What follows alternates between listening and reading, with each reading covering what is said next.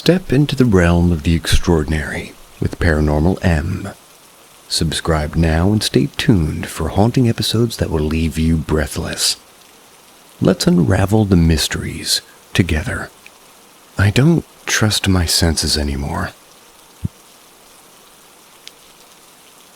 I work as an operator and shift manager. It's in an incineration plant for chemical waste. 2 years ago, I changed my company. That's because at my previous company, there was an incident in which me and my crew nearly died. Management pretty much said to me, "You nearly died, so let's try to avoid it in the future." And they didn't really come up with a new safety concept. Assholes. Back to the story. I changed my workplace, and now I operate an incineration plant. Again. But this one's much smaller. Pretty cool here with the work environment. The plant is part of an industry complex in a forest, and around the incineration plant is only forest except one of the production departments, sort of like our direct neighbor. A few months into the job, some of my coworkers told me that sometimes weird things happen in our department. What they meant is that sometimes you can hear footsteps near you, or see a shadowy figure around a corner. Sounds interesting, right? Well, they had a pretty logical explanation for this. We not only use the incineration plant for chemical waste in form of liquids like solvent, but we also burn away the toxic fumes that our other departments produce. So, our direct neighbor has one production line in their basement, and the fumes this line produces are being sent through underground pipes. Those go through our basement into the plant to burn away. These fumes are not super dangerous, but at a high concentration they can cause hallucinations. But, and that's another but, the pipes are pretty old, I think around 50 plus years. I've seen better days. But because of the, economy crisis in the last years, the management decided to pause repairing projects like old leaking pipes like in our basements. So, if you had the AC shut off for a longer period of time inside the basement, these fumes would concentrate, and when you work there, you might get hallucinations. They said that most of the quote-unquote weird stuff was probably caused by this. So now, really back to my experience. About 1 month ago, I had night shift and my coworker for the night was sick, so I was alone. 99.99% of the night shifts, nothing would happen. Then you just make 2 inspection tours through the plant to get some data, see if there's any issues. So I didn't really think much about being alone, even when it was my first time alone in this company. I was even happy. That's because I planned to watch a movie. So I was there at the night shift and made my first inspection tour. Nothing unusual until I needed to get some data from the basement. I went downstairs, walked to the sensors for the data. Suddenly, I heard a creaking sound from behind me. Then I heard footsteps walking down the metal stairs. I turned around, but I didn't see a thing, of course. But I was a bit curious. Why? Well, these stairs are sturdy as fuck. One of my coworkers is pretty obese, super nice guy though, love him. And when he walked down these stairs, they didn't make the same loud noise I heard just now. So whatever it was that made this sound needed to be 370 plus pounds. I came to the conclusion that this must be hallucinations made by these fumes, so I decided to continue my tour and then turn the AC for later. But during this tour, I also saw a shadowy figure at one corner. But I still thought, nah, just the fumes. 4 hours later, I made my second and final inspection tour. Like, before everything normal. Then came the basement. I still shake a bit when remembering this. I walked down again, AC turned on, remember, so usually no fumes. And as I walk down, I can hear footsteps again directly behind me. I turned around, but nothing to see. I then continued to go to the sensors, and suddenly, I hear footsteps again. This time, not walking, but running. I turn around in a flash, and I can see a shadow just in time as it goes around the corner. I was a bit shaken, but I hurriedly collected the data and wanted to go back up and just leave the basement alone for tonight. As I walk upstairs again, I hear this charging footsteps, but this time from two directions, one from behind and one from upstairs. I have enough, I just charge upstairs myself, and as I reach the top of the stairs, I slightly turn around and what I see looks like a massive shadow halfway up the stairs. I run back to the control room, shut the door. Then I remember, I had the AC turned on.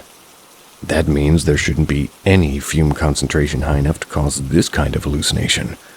Then I begin to shake, and this time for real. I stand up and I ponder if I should check the AC downstairs or just wait it out. As I stand before the door to leave the control room, I hear footsteps behind the door. Quiet footsteps. But definitely footsteps. I made my decision to not be a hero and just wait for the next shift.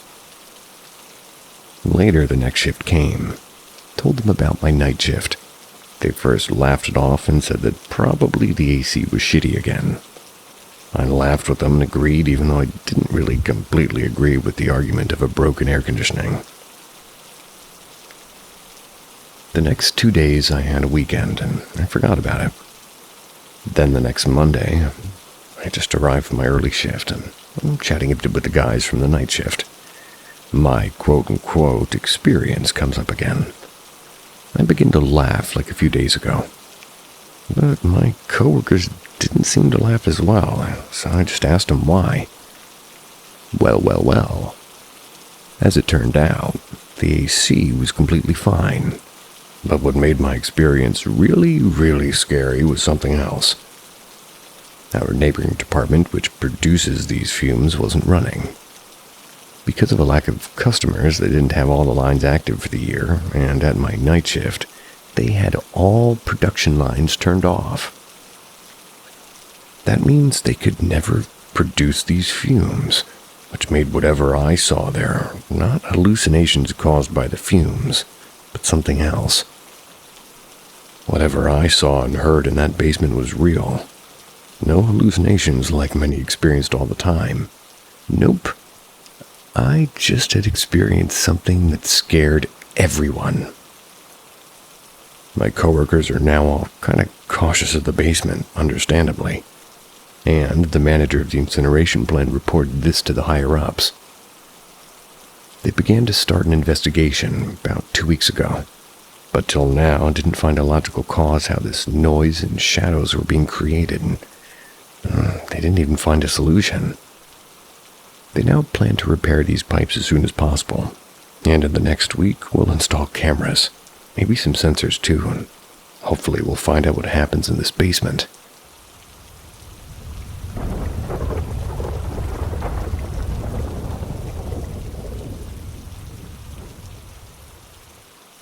Ask Reddit.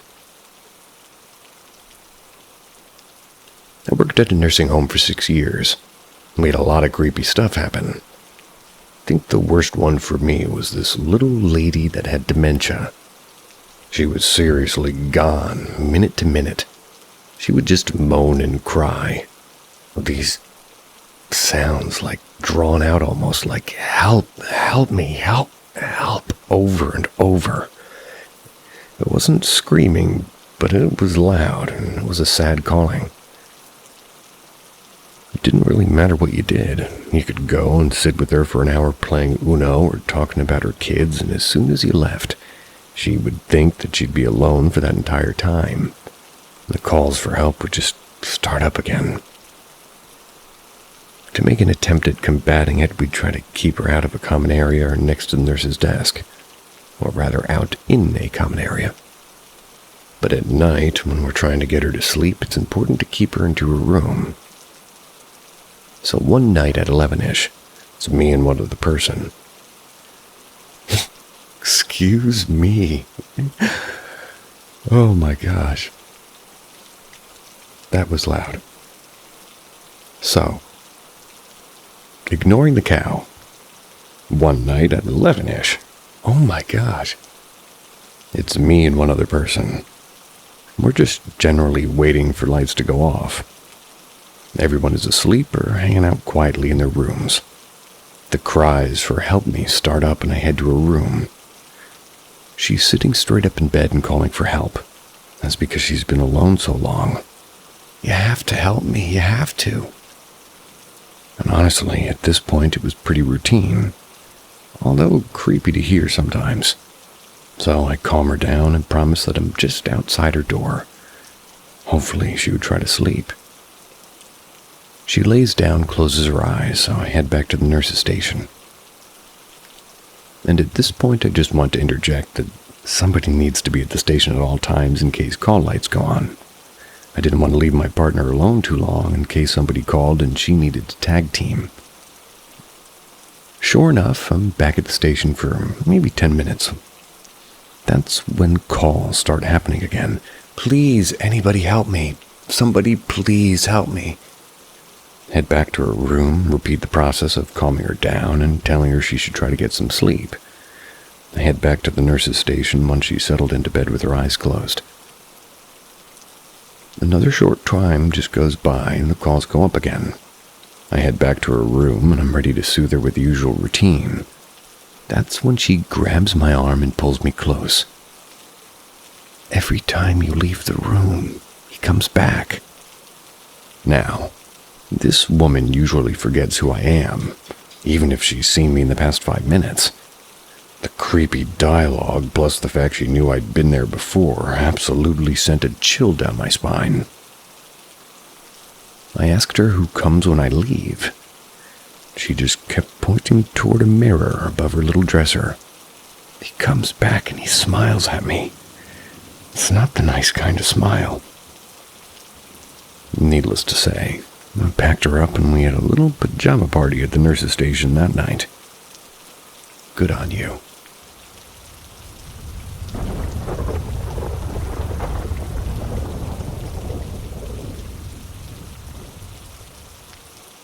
Spiritual experience.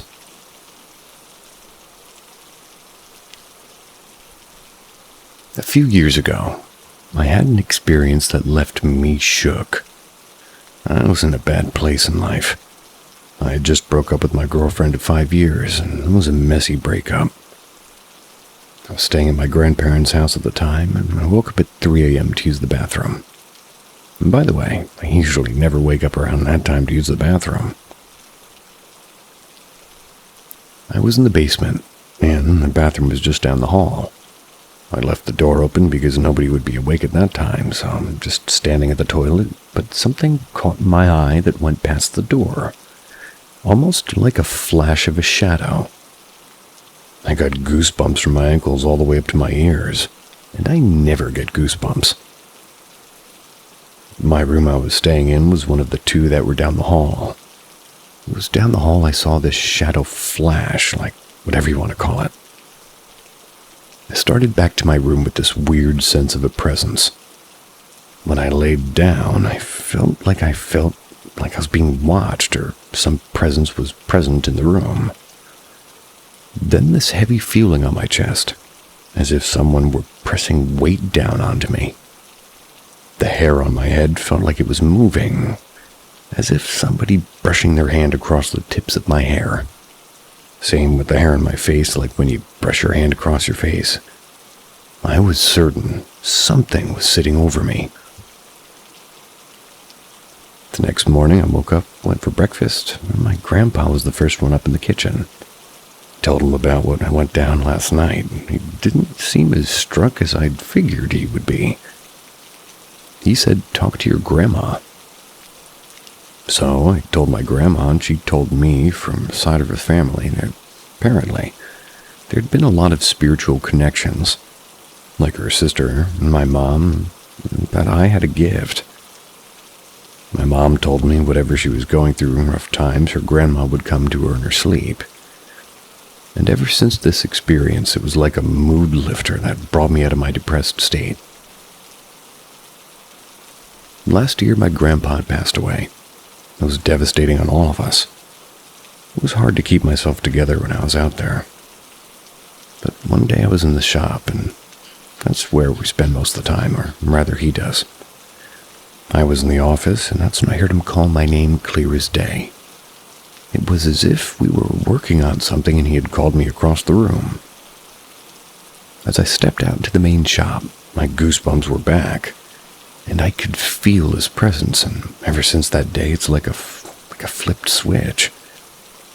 I could finally talk about him without getting choked up. Now every time I feel a presence in a room, I don't get as tensed up. I confront it. Just figured I would share my experience. I'm glad you did.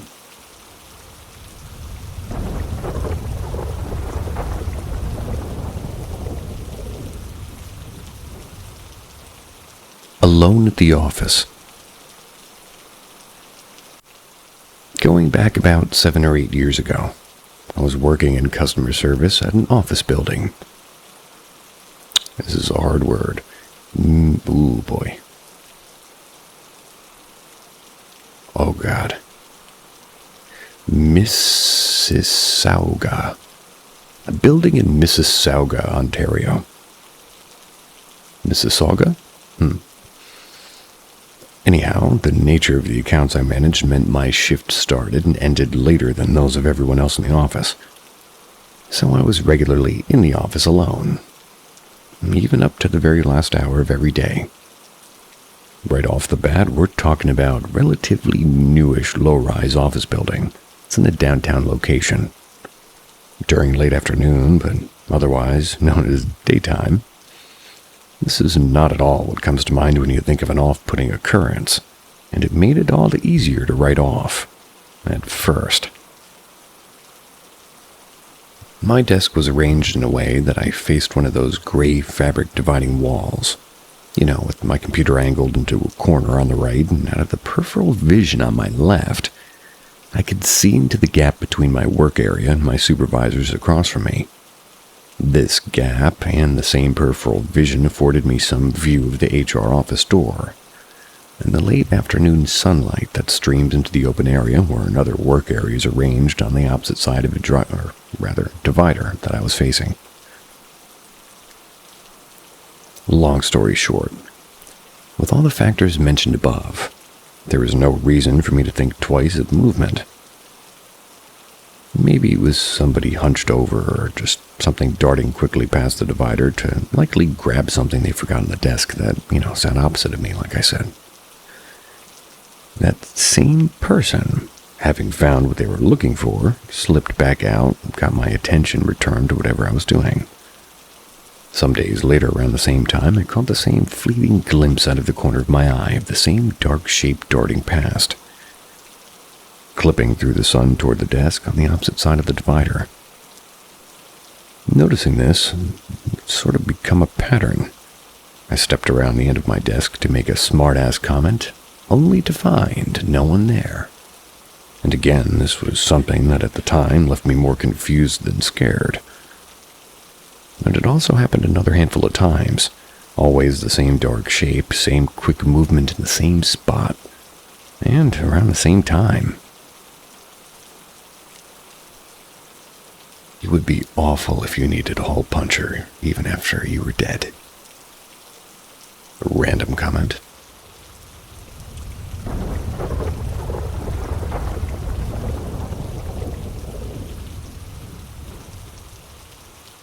Seeing a ghost.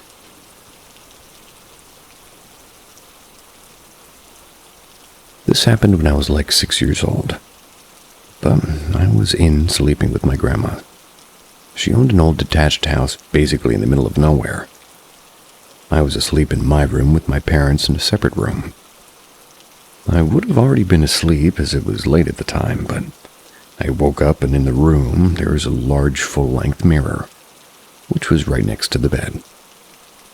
6-year-old me looked into the mirror, and I saw a girl standing there. She looked like your typical Bloody Mary ghost, long black hair over the face and a white dress. She also looked soaking wet. I stared for a while and I just couldn't look away. Thinking deeper into it as I got older, the soaking wet part is so scary. It's like there was a river that ran through my grandparents' garden. I could not move or scream. I remember trying to shout at my mom, but I just was paralyzed in fear. However, thankfully, my mom ended up coming into the room and started consoling me as I told her what I had seen. Of course, as soon as she entered, the woman in the mirror disappeared. I looked like a crazy child who just had a bad dream. My mom then left the room to go back to bed. But I just couldn't take my eyes away from this mirror. As soon as she left, the woman in the mirror reappeared, but alongside her was another female apparition. This was weird, because the second female was all blacked out like a shadow, whereas the woman I had initially saw, they were in full detail. The second woman had an old Victorian-style outfit on, like a puffy dress, a floral hat, but I could tell by the outline at least. Eventually, I went back to sleep, and when I woke up, I remember not being able to leave my parents' side, even though they laughed and made jokes to me, trying to wind me up about it and debunk the whole thing. I remember the next morning there was a basement-type room that had been converted into an office space. The lights were turned on, although no one had been there, and when flicking the switch, they wouldn't turn off. Eventually they did, which made me even more scared. The main thing I remembered from this experience was that everyone was able to laugh, and I lived my life comfortably knowing that it was just my child imagination, or maybe a one-off sleep paralysis experience. However, as I got older, my mom began to tell me stories of when she was younger living in the same house, and how footsteps and door slamming would occur. It really freaked me out, and I've always been a believer ever since then.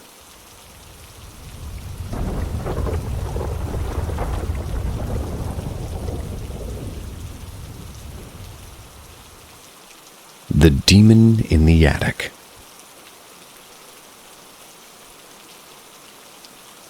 Years ago, when I was around 13, I was in a relationship with a girl whom I visited pretty frequently, almost every day after school if I could. Due to me visiting her so often, I got to know her, and her family, and her home a lot more. They were very kind people, but they were just a little bit off. At the time, I really wasn't a very religious person. However, my girlfriend and her family were Satanists.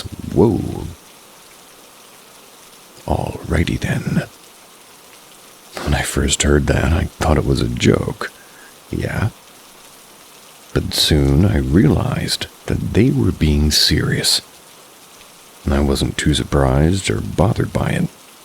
She later told me that her house was haunted, and me being the biggest skeptic, kinda just brushed it off and showed interest. That way we could just keep talking. After a while, I start noticing things in the house that were in fact unsettling. But like I told you, I was quick to dismiss them. Figured anything had a logical explanation behind it, so why try and claim it was something paranormal? It started at first with small tapping sounds. And to be honest, at this time, I thought it was just the house settling or creaking due to the wind. We do live in Florida, so it wasn't too hard to believe that some weather could have caused the house to make noises. That's what I believe, since it was the most logical explanation. That was until we heard scratching coming from inside her closet. We thought it was her cat, especially since we would constantly bring her into the room and she liked to explore. We also thought maybe she snuck in and we closed the door on her and just kind of took her until that exact moment to try and attempt to even get out. Obviously, we got up, opened the closet door to find nothing. This was really peculiar. I shrugged it off. I figured maybe it was just a mouse or maybe a rat in the walls. She pointed out, though, that there were scratch marks all over the closet. They weren't high up. If anything, they were about at level with a common cat or a small dog. But again, like I said, the cat wasn't in the closet. They weren't even in the room. Needless to say, I was a bit weirded out. I wasn't scared, but I was clearly believing that something wasn't right. I don't know exactly what was wrong, but I was feeling off after this.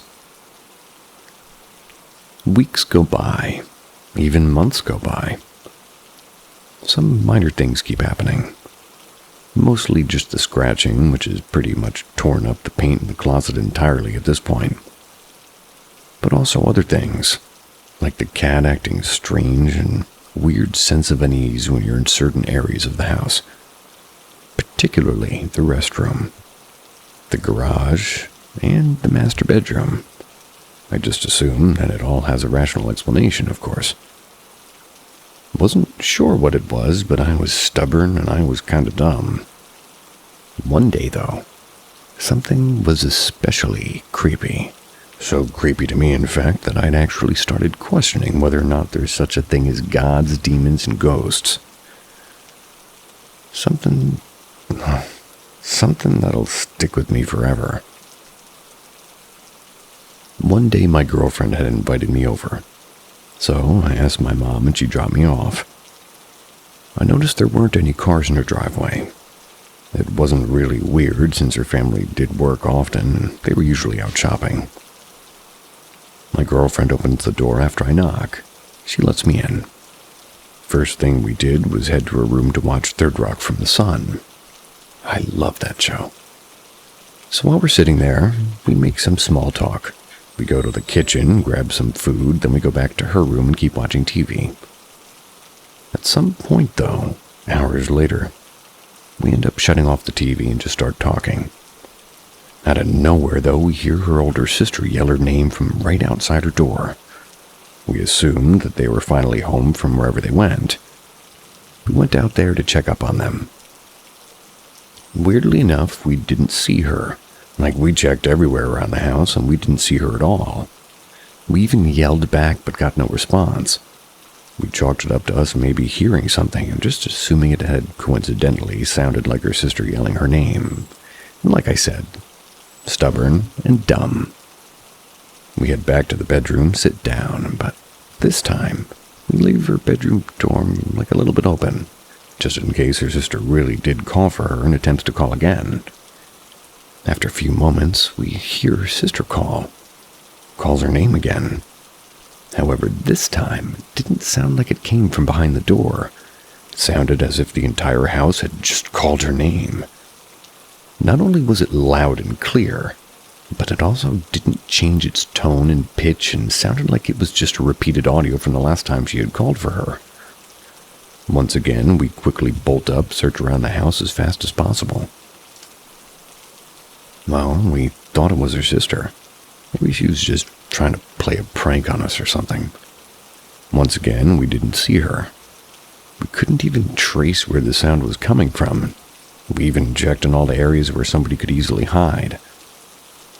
Being dumb, well, we once again just said that it was probably nothing to worry about. About an hour or so goes by. We hear her dad's truck start to pull up to the house. We check out the window to watch him. Then the rear passenger door opens. It's her sister. We were baffled to say the least and wondered when and how she had left so quickly. We met them at the door and asked her what it was that she kept calling for. She looked at us with confusion and concern. What she and her dad told us makes me anxious to this day. Apparently, she was gone since 6 a.m. doing some shopping. We immediately tried calling her bluff, but her dad doubled down and seemed to get a little bit annoyed by this. He told us that they were indeed out shopping all day. Right after he told us this, we told her sister that we heard something that sounded exactly like her voice calling from like the window. And when we tried finding whatever it was, it just kept coming up with nothing. Something must have really alerted and worried her sister, because after we told her this, she immediately went pale and looked sick. She told me that she would like to speak to my girlfriend in private real quick, and then brought her to the back porch. I went back to my girlfriend's room and just sat on her bed waiting for her to come back. "Oh, yeah?" After about 5 or 10 minutes, she came back and looked a little concerned, while also downplaying what had just happened. I asked her if everything was all right. She told me the following. Yeah, she asked if we had went to her room. I told her I did, and she got mad. She told me, though, that if we ever hear her voice while she's not home, do not go into her room. And right above her bed is an attic. She told me how one time when she was sleeping, she had woken up in the middle of the night, saw that the attic right above her bed was cracked open. She told me she saw her own face staring back at her from inside the attic. And this is a true story, and something that stuck with me for years. I'm 24 now, and though it's been a little over 10 years now, I feel as though it's just happened yesterday.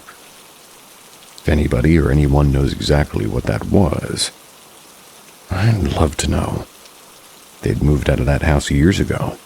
I was heavily debating on visiting the home, but I don't want to be that weird guy who knocks on a stranger's door to ask about ghosts and demons. Once again, though, I would greatly appreciate and love to learn about what that might have been.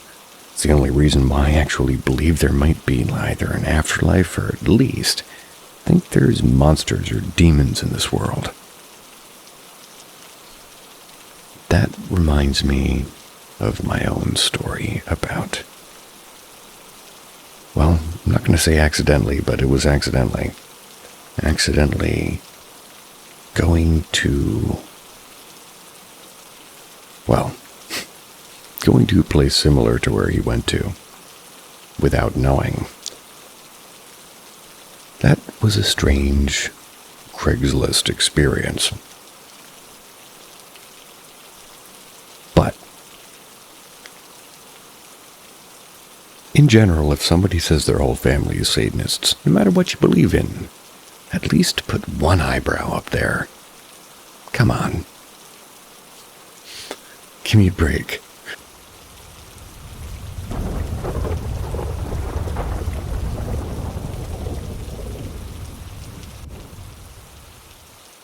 A generational demon haunts my family.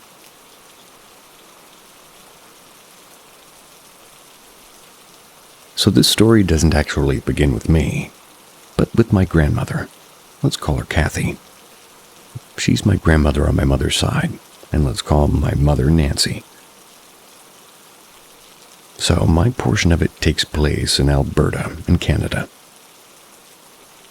Now, Kathy wasn't exactly Mother of the Year, if you know what I mean. She had found the quote-unquote love of her life, and then she birthed a daughter. Then, when said love of her life was away on deployment, she had an affair. Nancy is the result of said affair. Love of Kathy's life returns, does the basic math, and leaves her with 2 daughters. One she loved, one she despised. Brutal.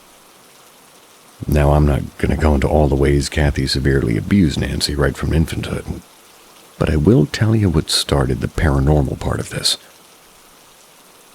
I've had this story confirmed and verified by multiple people who walked in on this, so I do believe it's true.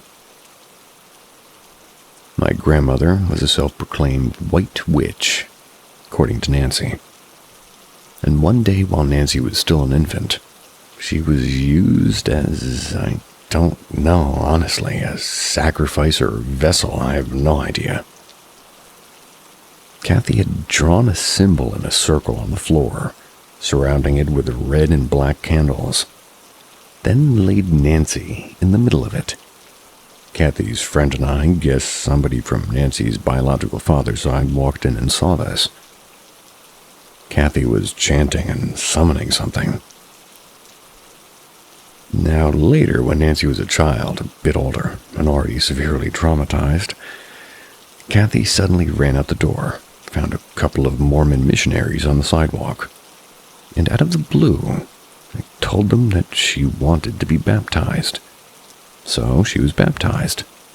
More trauma was delivered to Nancy, now with the help of religion, and later I was born. Now, bad luck seemed to just follow my mother like cancer. Cancer that could never be cured, too. She was abused by her mother, abused by her second husband, and, by the way, he tried to kill her 3 times. It was like she was cursed. Now, I'd experienced the paranormal before. When my Nana passed, she'd come to visit me as a spirit. She would tell me that she loved me and would always be there to watch over and protect me. I ran crying to my mother the next morning to tell her Nana had passed. She didn't even believe me until we got the call while I was trying to tell her what had happened. Fast forward to when I was 7, standing on my bed and peeking out the bedroom window. My bedroom was in the basement, so I was doing the best I could to watch the birds.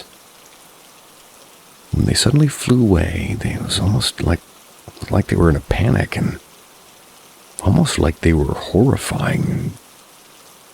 Or rather horrified, because there was this evil laughter I'd heard.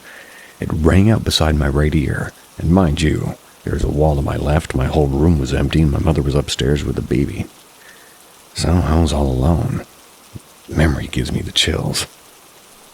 And suddenly I started getting a taste of that bad luck.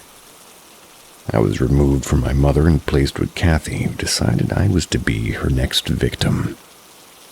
Some abuse here, some trauma there. I learned what evil lurks in the heart of humans. Ugh. But Kathy wasn't the only one tormenting me. Things would show up in my room that weren't there before. I would get accused and abused for stealing. The motion alarm on my door was more like a gap, honestly. I would randomly just have this thing go off at night. It would lead to beatings and, well, I'd have things torn, broken, or thrown. I watched as a book suddenly flew at me. No one else was there. Lights would flicker. Mysterious bruises would appear. And it would all get better or worse depending on how Kathy felt day to day. Poltergeist activity. Later, I was placed in a foster home. That was after a lovely woman reported Kathy to CFS, the Child and Family Services. I experienced minor activity, like there was a spirit of a little boy in the barn on their acreage. He left handprints on the ceiling pipes. I would sometimes see him peeking out of windows. I would wave when I saw him. He would wave back. Then I moved back in with my mother. Only it was like the older she got, the more she became like Kathy.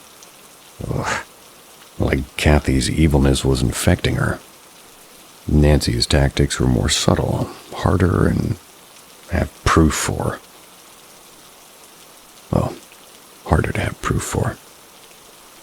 And then suddenly in 2022, I had one of the worst nightmares of my life. A mirror, like a small circular makeup mirror. It was made of gnarled branches and a fake eye just under the actual mirror part.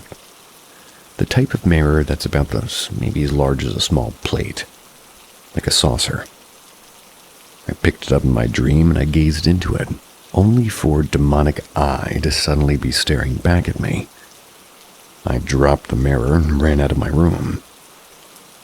My stepfather just went down the hall and he asked what was wrong, and I couldn't even make a sound.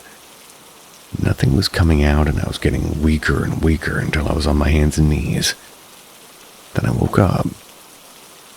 Now I left Mormonism when I was 15 and turned to paganism. I quickly was becoming a left-path witch. I work with low-vibration entities. taking the curse and using it to my advantage. I knew whatever made that laughter when I was a child had cursed me, but I never let it break me. So when I had this dream, I knew what to do. I immediately cleansed myself, grabbed some crystals to cleanse my dreams as I slept. Hadn't had a dream like that since. However, after the dream, not even a few days later, suddenly I noticed the bathroom lights flickering. Thinking nothing of it, I went about my day. Then my mother's toxicity and abuse suddenly ramped up, and so did the activity. Things are going missing or were found moved or broken. I knew pretty quickly what it was. A poltergeist. So my sister and I, she was just starting out as a witch, but noticed the changes too. We started trying to figure out how to banish the thing. Then one day my mother makes an offhanded comment about how causing or creating poltergeist was a fear of hers. That day, a book flew at me again. Eventually, my mother finds out about the poltergeist, accuses me of trying to turn my siblings against her, then bans all witchcraft in the house. She claimed I was abusing her with it. Oh my God. I cannot forgive my neighbors, and now I'm getting upset. They leave this dog outside every night crying. I don't know if the sound stopping is good or bad. Breaks my heart. Oh my gosh.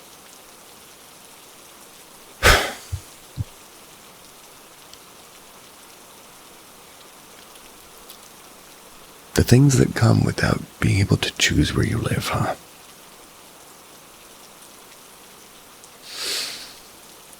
Eventually, my mother finds out about the poltergeist, accuses me of trying to turn my siblings against her, bans all the witchcraft in the house.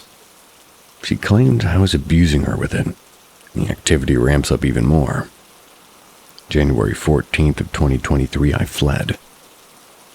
The reasons weren't related to the poltergeist, more because I couldn't take the abuse any longer. I still feel the demon, though the activities come to an end. The same one Kathy summoned. It's there at my most vulnerable moments, when I'm depressed and when I have no hope. Those moments when I want to end my own existence. I can feel it waiting for something. I don't know its name, I just know it's there, following the woman, my mother, and then me. If my siblings have daughters, it'll be there too. I want to get rid of it, but I have no idea where to start. I wish I could edit that stuff out. Part of the charm, part of the dread. Damn it. Next story.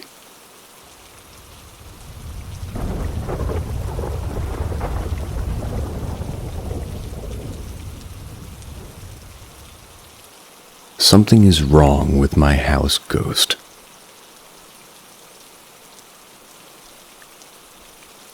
Hey, so I'm not sure why I'm posting, but I guess I just need to get it off my chest, at least somewhere that people don't know me. This way I don't seem like a crazy person. I've lived in my home for 15 years. And soon after moving in, we realized we had a house ghost and we named her Sandra.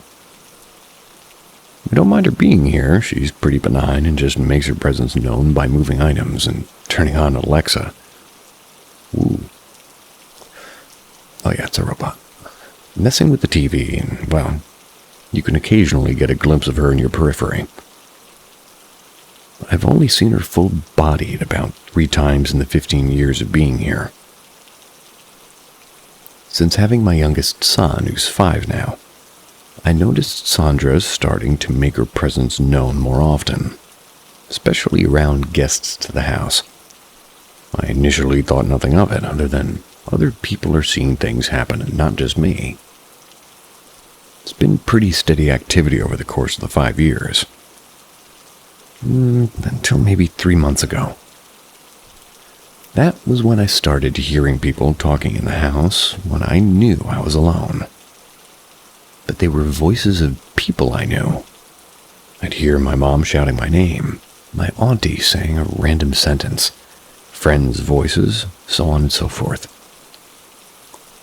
I stood at the central point of the house and I called out to Sandra. I told her, I'm okay with her talking and using these people's voices, but I won't tolerate her if she starts to use my kids' voices. Then I'll see as if it's a lure. If I hear my boys call for me, I have to go to them. I left it at that. A few nights ago, my partner got woken up at 3 a.m. by my 5-year-old son crying. He went to comfort him, but on entering the room, he was still asleep.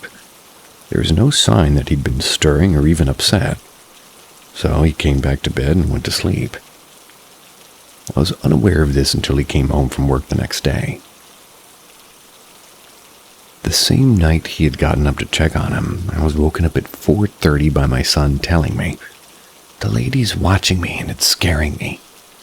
So I put him into bed with us to sleep for the rest of the night. Good.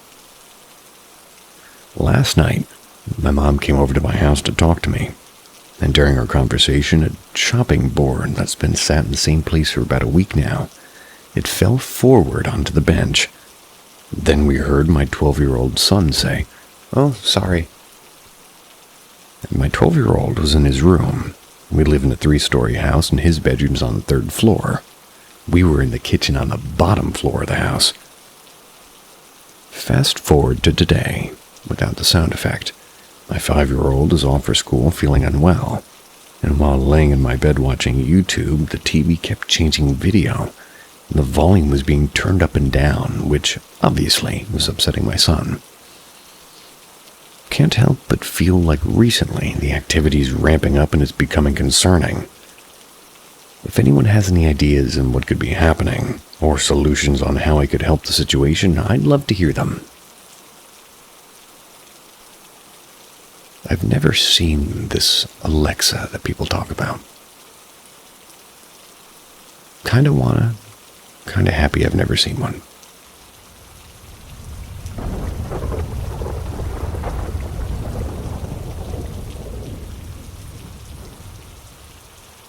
Dark entity saw by multiple family members. A little background. While my family was building an old house, due to a conflict between my father and the contractor cast a spell on the house. That way, my family's business wouldn't do great. I don't believe it, but due to the fact that business wasn't good, I was quite skeptical. However, my old house was also sold. But only after selling did the new owner invite a feng shui master to find out that the house was apparently cursed. I didn't even know those guys did that. So after a weird encounter, I try to stitch things together, so to speak. Okay, right to the main part. This dark entity in a family of 4 is visible to all 3 of us. Haven't asked my mother. Talking about me first. After selling my old house, my family moved into a new house. I myself don't believe in spiritual things very much, so I didn't see anything ghostly from when I was a child to an adult. But that time I had a dream. I dreamed that I was laying in my bed sleeping, and there was a black entity, and for some reason I knew that this was a woman. This shadow walked around my mattress. I could still feel the mattress sinking in the footsteps of this female shadow. I was too scared to even move. Not that I wanted to move, but I couldn't. Next, the shadow lay beside me. I lay on the right side, the shadow lay down on the left side, turned to look at me with these bright red eyes. Then I woke up startled to see my grandmother opening the door to ask me if I was still sleeping. By the way, my grandmother's still very healthy. Then I woke up startled again, seeing the same scene as in the dream just now, making me a bit disoriented. Ran out to ask my mother if my grandmother would come to our house to wake me up that morning. She said no. So I told this story to my sister. She also suffered only once, also a black shadow, but she didn't really know if it was male or female. She dreamed that she was sleeping. Then she woke up with this feeling of water dripping onto her cheeks. At that time, she felt extremely scared. That was because she realized there was a black shadow lying next to her and breathed into the back of her earlobe. That black shadow asked her a question that reminded her to this day, "You're scared, right?" Right after that, she woke up startled. And the last person I asked was my father. I asked him if he saw anything strange, saw any dark shadows.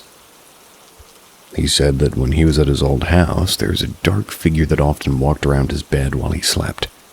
Just like my description, many, many times. And bear in mind that neither my sister nor I believed these things. So maybe that's why we only saw it once and that one time. After that only instance, I don't see it anymore. The question was raised that this could be the female devil caused by the contractor rather's dark magic. Maybe it followed us to our new home. English is my second language, so forgive my mistakes. And my family live in a country in Southeast Asia, for the dark magic part. Well, they say fight fire with fire, huh? So maybe magic with magic. Or maybe I'm completely off base. One can hope, and one can dream.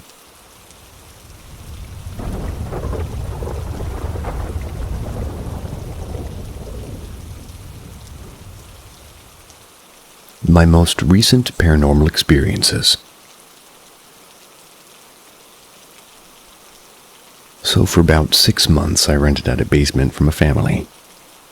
I lived in another state for work. It was just convenient and cheap at the time. And I pretty much had this thing working out for everyone. The basement wasn't finished, but had studs up where the walls would be. It had heat, but it had a cement floor, and living in the northern part of the United States during the winter, it regularly got quite chilly at times down there. So much so that I had 2 space heaters to keep warm. I feel ya. The family who owned the house had quite a bit of stuff piled up into the basement. And they were, well, mild pack rats. Not hoarder level, but you could tell that they hadn't really unpacked everything from their last move. Bags, boxes, totes, and everything all piled up. I had the one central area to myself where I had my bed, and my TV was set up, a few chairs and whatnot. It was like a small studio apartment. Anyways, I've had some paranormal experiences over my life. But this was on a new level. It began probably a couple of months after I moved in. I started feeling, I don't know, uncomfortable, I guess is the best way to describe it. So whenever I would go to bed for the night, I'm not usually one to be terrified of the dark, but I began to sleep with the light on in the next, well, quote-unquote, room over. Really, the only separation between my room and the next were like the wall studs, but it was uncomfortable, like I didn't feel okay in the dark and closing my eyes even. I'm not sure, just weird, I guess. As the weeks went on, and I would sit down there and play Xbox or watch TV, at least when I wasn't working, I would see a shadow move out of the corner of my eye, walking between the wall beams in the next room over. This was obviously concerning, but having had experiences before, I wouldn't say terrifying. Just like, oh, that's creepy. It was a fairly regular occurrence, maybe once or twice a week. Then the dreams started. I had recurring nightmares about a female apparition. Very scary looking with long flowing dark hair. The dream always took place in a house I didn't recognize, and I knew the spirit was in there with me. I didn't know where. It would always jump from behind a corner and scare the crap out of me. I would try to run away from it, but I couldn't move fast enough, and just before it would catch me, I would snap myself awake. Those were the worst parts of the experience there. I would just wake up shaken and usually be sweating and out of breath. Finally, I asked the homeowner if anybody had ever told her that there was something in the basement. I remember her face went pale a bit. She told me that other people had reported things happening down there from time to time. There were some examples, but I don't recall what they were now, but I do remember that she told me she had some belongings down there that once belonged to her first fiancé, which he had killed himself many years prior, but she had hung on to some of his stuff. I found my own place shortly after moving out. The dreams immediately stopped. Haven't seen a shadow figure since. Glad you guys can't see my hands. I'm waving them like an Italian.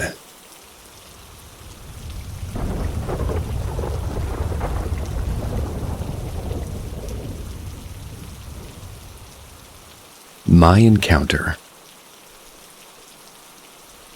This story takes place in East LA. That's when I was in 4th grade. I remember this happening after school, and there was this event going on around the same time at the auditorium. We didn't know what it was, but we saw a bunch of parents there, so I figured it was some type of play or something like that. Well, whatever was going on at the auditorium seemed to make the school open this particular restroom that was always closed. It was 4 or 5 of us just walking around after school. One of her friends says that he needs to pee, and ironically, we all have to go too. So we go to the nearest restroom, which was the one that was always closed. We all go pee, and one of her friends wants to go number 2. But all the stalls are somehow locked, so he crawls underneath one to use it. Ew. I remember all of us talking about how it was all of our first time using this restroom, and how weird it was always closed. Then we go to wash our hands and press the faucet for some water. And that's when we hear what sounds like a faint scream. We all just booked it. We all just looked at each other. We were all creeped out with that same look on our face, like, "You heard that?" kind of a look. Then one of her friends said something like it could be old pipes making the noise, and that perhaps the restroom is pretty old, hence why it's always closed. Once he said that, we all calmed down, and he proceeded to push the faucet, and I kid you not, we all heard it again, and this time, more clear. Sounded like it was saying, "Help me," in like faint agony.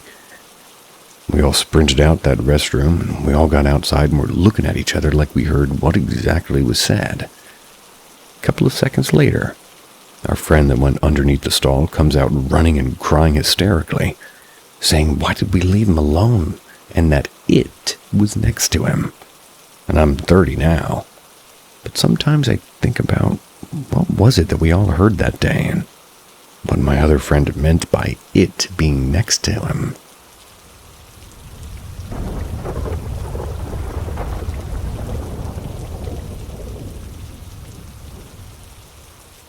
Felt a presence at my old house, and it didn't turn out well. This story takes place a few years back. I moved in with my cousin to his mobile home in Snellville, Georgia. It was a 3-bedroom, 2-bath. My cousin takes the master bedroom since it has its own bathroom. I really didn't mind. We would sometimes throw house parties, and when the restroom was being used, I would go to the master bedroom and use the bathroom there. But every time I went to use it, it was cold and felt like someone was watching you. I would instantly feel chills, like even felt my buzz going away. A couple days later, his girlfriend shows up to the house and starts complaining how his room is always cold and how he needs to buy a heater. That remark kind of caught me off guard because I thought that I was the only one that felt it. After she leaves, my cousin and I just go outside for a smoke. Then I ask him, "Why is your room always cold? It feels like you're being watched." To which he looks surprised, then tells me he feels the same, and even leaves the TV on to sleep. I mentioned, what if it's haunted? He looks visibly uncomfortable when I said that.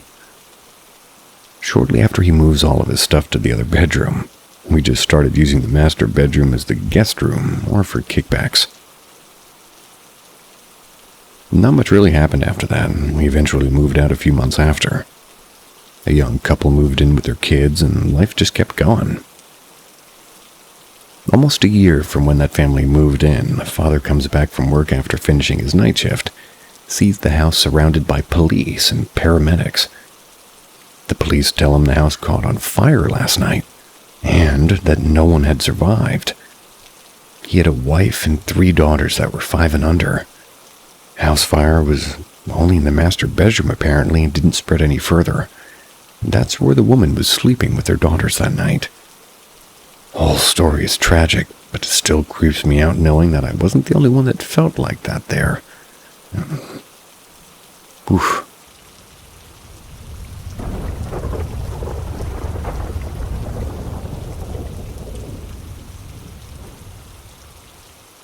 Ask Reddit. It was 2005. I had just graduated high school. I was attending a 4-year university in a town nearby. My husband and boyfriend at the time was also attending a university close by, so we decided to move closer to campus. We found a couple who owned a house just down the street from my husband's school, renting out a room. They seemed nice, mid-20s, also attending school, and, well, another couple made the roommate situation less awkward. A few months go by. We get along with the guy great. He's laid back and hilarious, enjoys craft beers and good food. The girl we find is a little difficult at times with her type A personality, but we don't fight, and we learn to bite our tongue at times to maintain peace. I'm bad at that, as you probably can tell. The couple starts to have fights, usual couple stuff, but over the course of a few days they become more frequent and louder. They end up with her in tears and one of the others storming out of the house. During this time, she comes to us and says that they've decided to rent out the remaining free room of the house for extra money. They would be renting it out to somebody they worked with, and assured us that we would like them. My husband and I weren't really keen on another roommate, especially since their room would be next to ours and we would now have to share a guest bathroom. But we understood financial stress, and it wasn't our house nor our decision. The guy moves in, early 30s, bald, pale, blue eyes, very talkative, eccentric, and overall strange. He was the type who would overly stress how different he was. He would get into fits over society and how ignorant the masses were. He was a recluse most of the time, but once he was out of his room, the whole house had to hear whatever it was he was rambling about. I enjoy a good conversation, and being that this guy was my roommate, I felt the need to entertain his rants. About a month into him staying with us, he admitted to me that he was a Satanist. Ugh. At first, not a big deal. Actually knew a few in high school. Though we weren't friends, I didn't mock them. I even have a copy of the Satanic Bible, which I borrowed from a friend who later passed just to see what it was all about. Sorry for laughing. One night, I wake up from my sleep with a strange feeling. At first, I don't want to open my eyes for fear that somebody will be standing over me. But I convince myself to. Oh, nothing's there.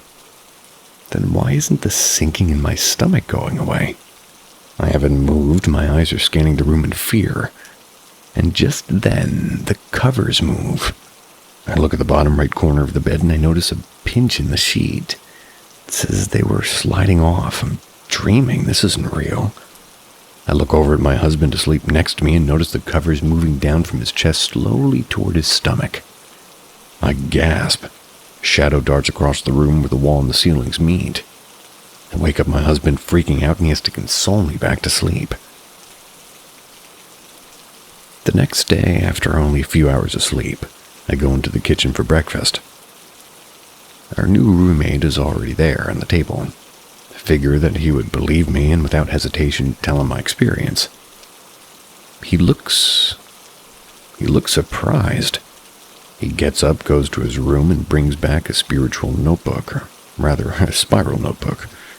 He shows me some sign inside it that he drew and explains that he is apparently, I know, Gecko, a chaos magician. And that night at around 3 a.m. he cast a spell on the female roommate of the house. I have no idea why. According to him, it was a demon that was supposed to carry it out, and they can get sidetracked with other mischief, or so he put it. He apologized profusely, to which point I told him if he didn't control his magic, I would let it be known to the other couple in the house, and he would most likely have to find another place to live. Yeah. Didn't experience anything like that again afterwards, and I noticed that he had started drawing the symbol around the house and on the sidewalk with chalk. Still wonder what the spell was that he cast and what exactly that was that I experienced.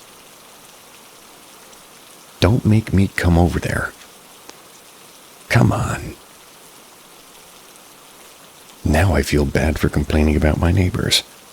At least they're not drawing satanic symbols with chalk outside my house, or place.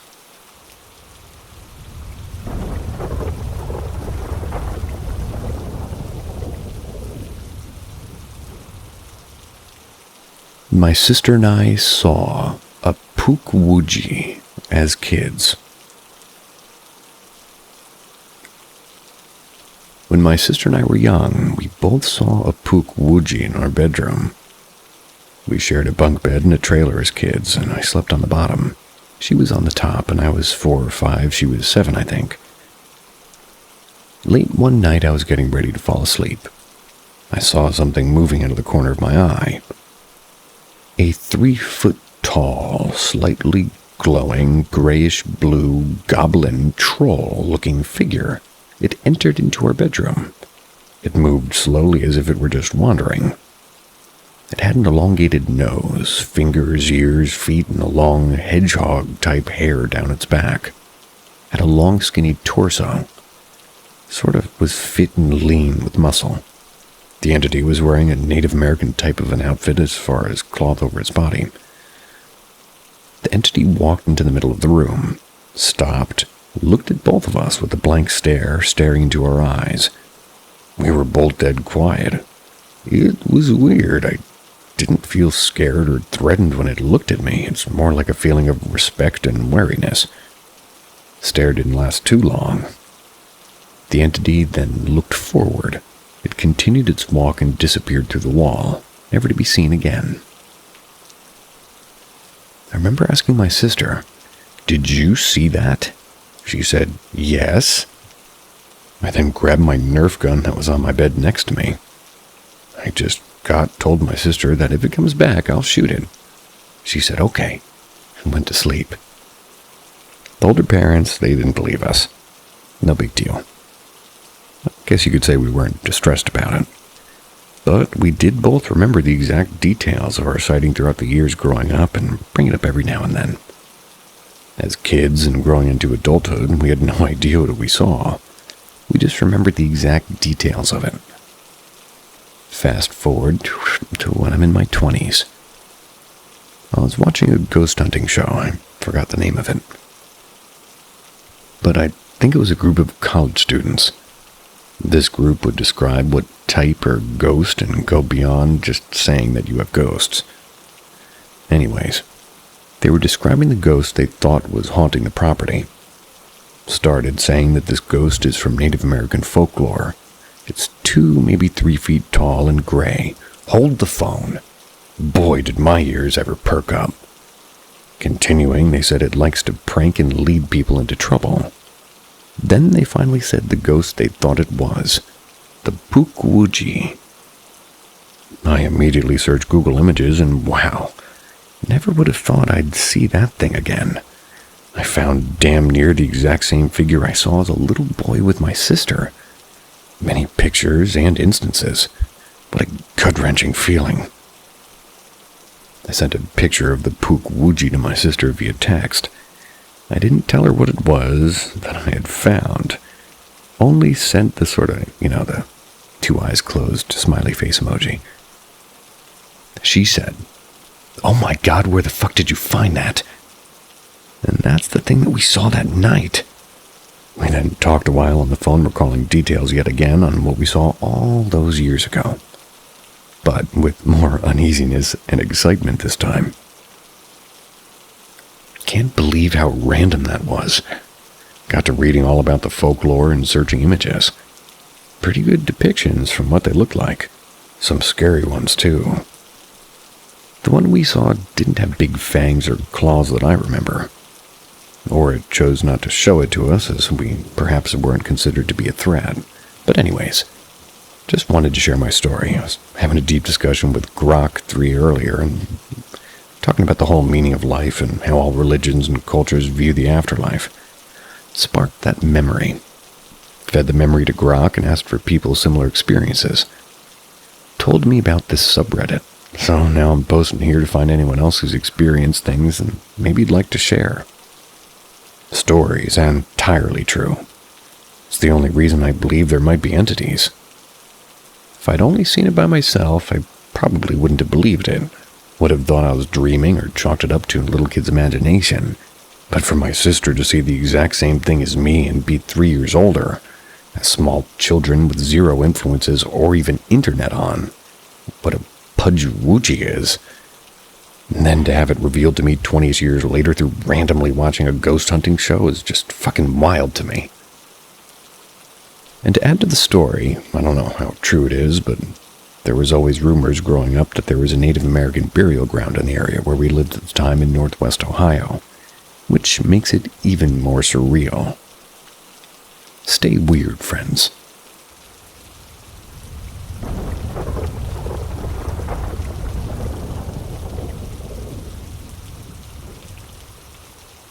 Baby monitor, bad experience.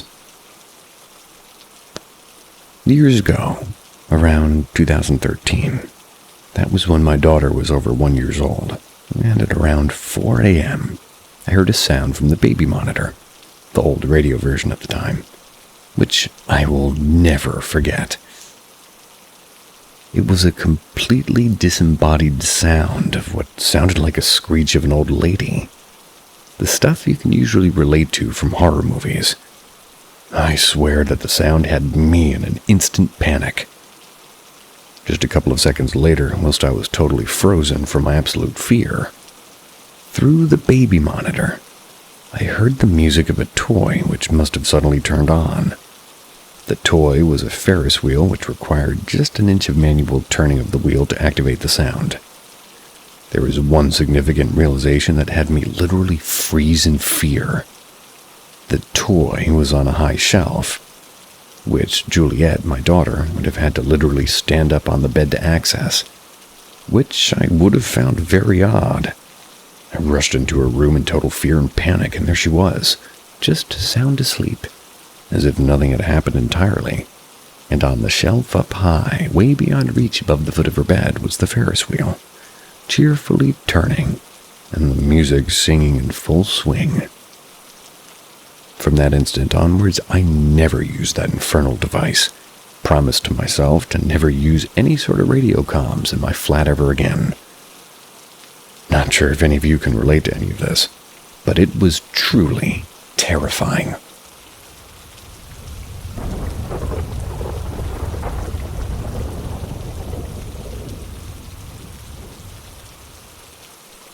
Mimic Demon, NASWI, Washington State. Anybody else have this happen? So last night I drove onto the Naval Air Station. It's at Whidbey Island in Washington State. This is a very common thing as my boy play soccer at the athletic field a few times a week. It was around 6 p.m. and dark. My 14-year-old son, he wanted to get a practice in, a solo one, and he's very serious and plays competitively in many leagues and teams. Kept my van lights on and shined them onto the field. That was while I stayed in my van to read a book. Ended up texting and scrolling, of course. Tisk, tisk. About 20 minutes into his solo practice, I get a text from my son that says, "Something repeated back what I said." I immediately got the chills as I watched him frantically pack up about 10 soccer balls into a bag. My son is super confident, not afraid of much, so his body movements were unusual and showing fear. At that moment, as I'm watching him, contemplating on putting my boots on to go out there, my van suddenly dies. My soccer mom van, a 2018 Pacifica, just dies, lights off, nothing. My son starts waving his phone light at me, thinking I'm playing a prank on him. After 3 or 4 attempts to restart my van, nothing. Finally, as he's walking toward me with a bag of balls and a backpack, it starts back up again, lights on. "Mom, lock the car." I start driving away and he tells me that he had hit a great goal and then yelled, "That's a banger." And then immediately heard somebody from about 3, maybe 4 yards away say in his voice, "That's a banger." He told me he thought he was going crazy and decided to test it. Then he said, "I'm gonna dip out now." And the voice said perfectly in his voice, "I'm gonna dip out now." As we drove off the base, I asked if he wanted me to just pray. He said yes, so we did. We ended up driving past our neighborhood as we were waiting for my husband and 16-year-old son to get back from driving practice. He takes his driver's license test on Wednesday. Wishing him luck. And as we kept driving, I decided to pray again. We drove into the parking lot of a Walmart and parked and just realized I'd parked right next to my husband's car, and I started crying. Not sure why. Maybe fear or relief thinking I'm parked here, but this is just crazy. My son and I both said that we should tell him what just happened, but no way are they going to believe it. We told them, and my husband was unimpressed, and my 16-year-old son had shared that his friend had a similar experience in the woods somewhere in Washington State. My son and I are a little bit spooked still. I had to share this just to get it out. I also wanted to find out if this has happened to anyone else, especially on the base here at Wood Bay. We've been on this athletic field and track for years, and nothing like this has ever happened. Sincerely. Oops. I screwed up almost the last word, really. Sincerely, a freaked out mom and her footballer son.